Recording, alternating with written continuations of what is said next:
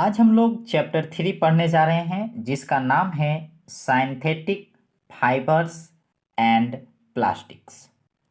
अगर इसे हिंदी में कहें तो इसे कहेंगे संश्लेषित रेशे और प्लास्टिक। तो देखिए इस चैप्टर में क्या दिया हुआ है। The clothes which we wear are made of fabrics.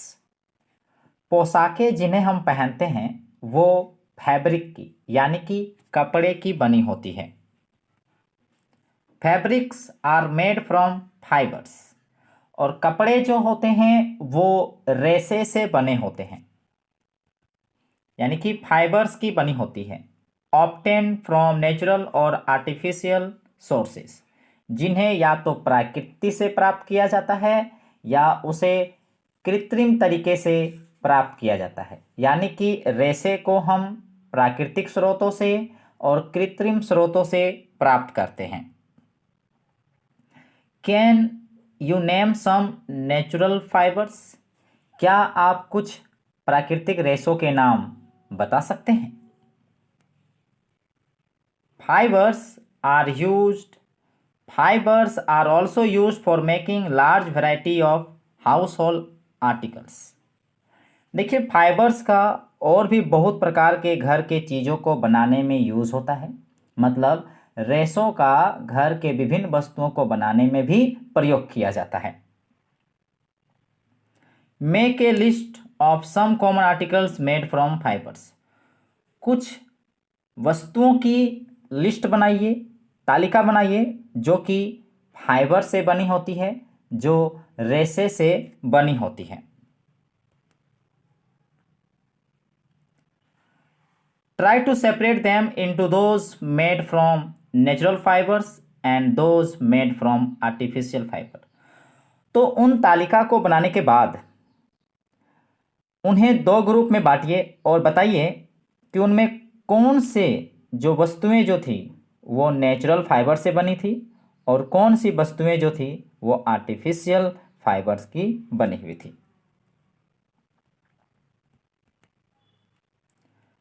Make entries in table 3.1 और उसे यहाँ पर भरिए और उसे लिखिए। पहले यहाँ पर आर्टिकल का नाम लिखिए और फिर यहाँ नेक्स्ट कॉलम में ये बताइए कि ये जो किस फाइबर से बना है, नेचुरल फाइबर से बना है या आर्टिफिशियल फाइबर से बना है।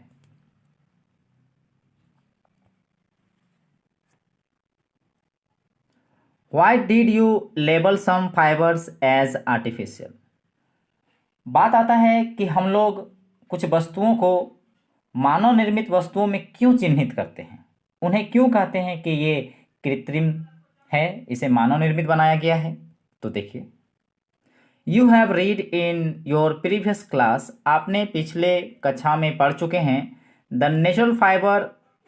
नेचुरल फाइबर जैसे कि अगर हम बात करें तो वो है कॉटन, वो है ऊल, सिल्क एटसेट्रा, और इन्हें प्राप्त किया जाता है आर ऑब्टेन फ्रॉम प्लांट्स और एनिमल्स। देखिए, तो इसका मतलब ये हुआ कि नेचुरल फाइबर्स ऐसे फाइबर्स होते हैं जिन्हें प्रकृति द्वारा प्राप्त होता है। उनका एग्जाम्पल था कॉटन, ऊल, सिल्क।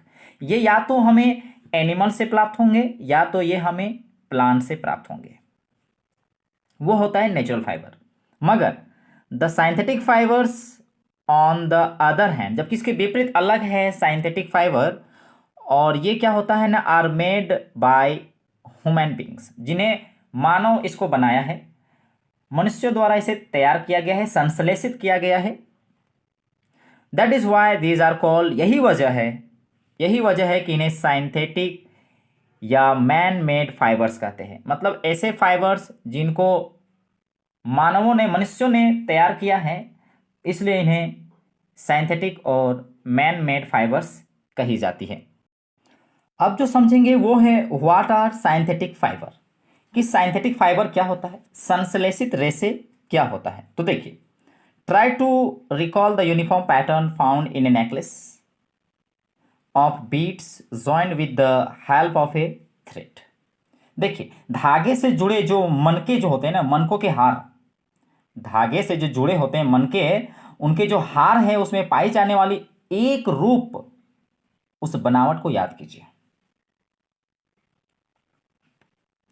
और try to join a number of paper clip together to make a long chain. या आप क्या कीजिए, जो पेपर की क्लिप होती है उसको आपस में जोड़ते चले जाइए तो आपको एक लंबा सा चेन मिलेगा, जिसे यहाँ चित्र में देख सकते हैं। ये देखिए, ठीक है। और ये देखिए हार जो है, देखिए उसमें मनके लगे हुए हैं, बीड्स लगी हुई है, एक समान रूप से दिख रहा है।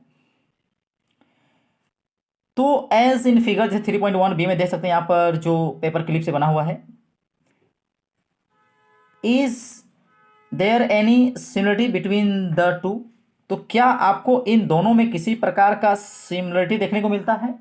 अभी हमने देखा कि बीड्स जो होती है वो आपस में जुड़ जुड़ के एक बड़ा सा हार का रूप लिया है। उसी प्रकार पेपर क्लिप जब जुड़ता है तो लंबा सा चेन सा बन जाता है। ठीक उसी प्रकार a synthetic fibre is also a chain of a small unit.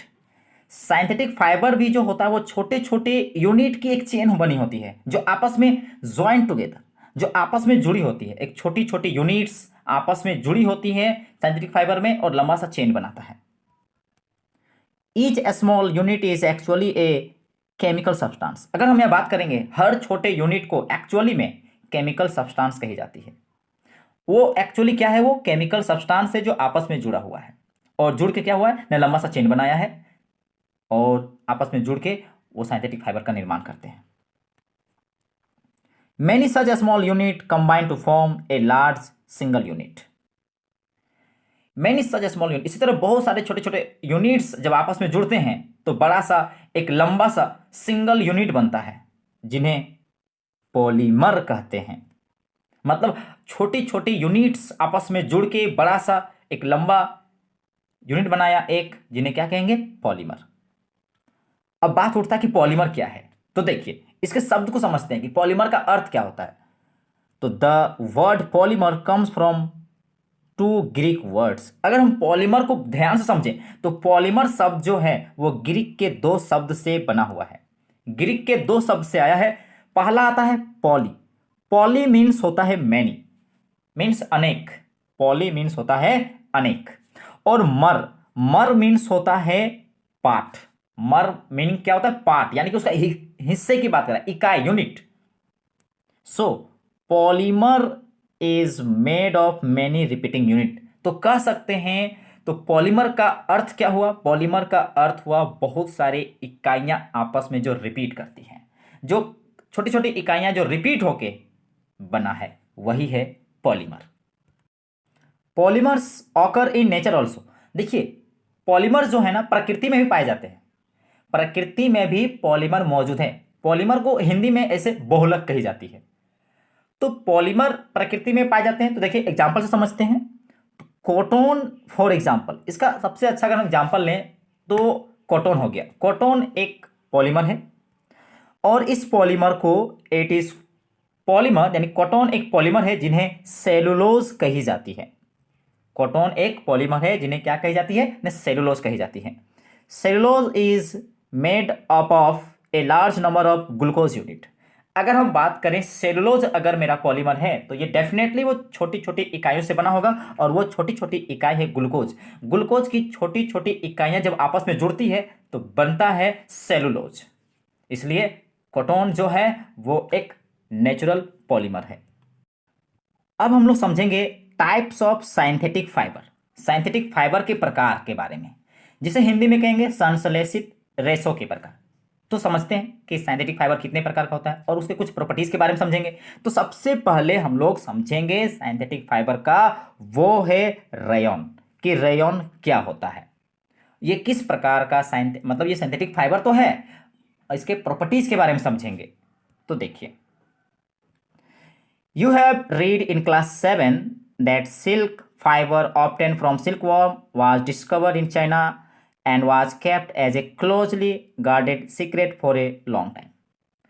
आप अपनी कक्षा में 7 में ये पढ़ चुके हैं कि रेशम कीट से रेशम के फाइबर को प्राप्त किया जाता है और इसकी खोज चाइना में हुई थी और इसे लंबे समय तक कड़ी सुरक्षा में इस बात को गोपनीय रखा गया था। एक गुप्त रूप से रखा गया था इस बात को, इस खोज को। Fabric obtain from silk fibre was very costly. अगर हम बात करें कि रेशम जो फैब्रिक जो है, जो सिल्क जो प्राप्त जो होता है सिल्क वॉर्म से, वो बहुत अधिक महंगा होता है, खर्चीला होता है।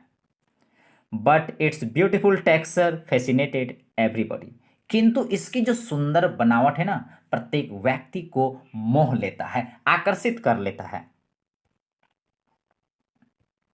Attempts were made to make silk artificially. तो कृत्रिम मानव निर्मित सिल्क बनाने का बहुत प्रयास किया गया कि उसी तरह का बिल्कुल नेचुरल सिल्क जो होता है उसी प्रकार का आर्टिफिशियल सिल्क बनाया जाए। Towards the end of the 19th century scientist were successful in obtaining a fiber having properties similar to that of silk।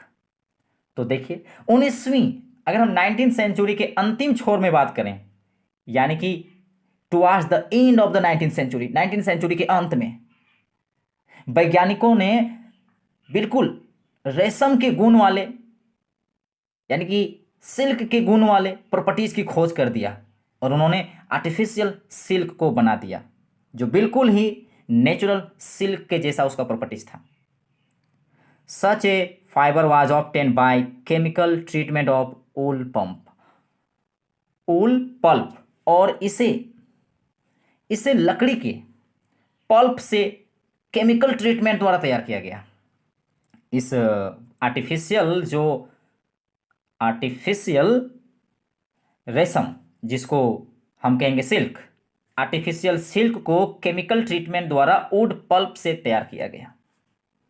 This fibre was called, और इस फाइबर को कहा गया रेयन, या दूसरे शब्दों में क्या कहेंगे इसे, आर्टिफिशियल सिल्क, क्योंकि इसकी प्रॉपर्टीज बिल्कुल ही नेचुरल फाइबर्स के जैसा था, इसलिए इसे क्या कहेंगे, natural silk. Although rayon is obtain from a natural source. जी हाँ, आप यहाँ देख सकते हैं कि वुड पल्प से तैयार किया गया था, इसलिए कह सकते हैं कि रेयन को नेचुरल सोर्स से प्राप्त किया गया, जिसका नाम है wood pulp. Yet it is a man made fibre, फिर भी इसे मैन मेड फाइबर कहते हैं। It is cheaper than silk. अगर हम बात करें कीमत में, तो ये सिल्क से सस्ता होता है। And can be woven like silk fibre, और बिल्कुल इसको सिल्क फाइबर की तरह ही इसे बुना जा सकता है। It can also be died in a wide variety of colours, और इन्हें कई प्रकार के रंगों में भी इसे रंगा जा सकता है। Rayon is mixed with cotton to make bedsheet और mixed with wool to make carpet. देखिए, रेयन को कॉटन के साथ मिला के बिस्तर की जो सीट होती है, यानी कि बेडशीट बनाई जाती है, या उसे रेयन को ऊल के साथ मिला के इसे कारपेट बनाया जाता है, कालीन बनाया जाता है।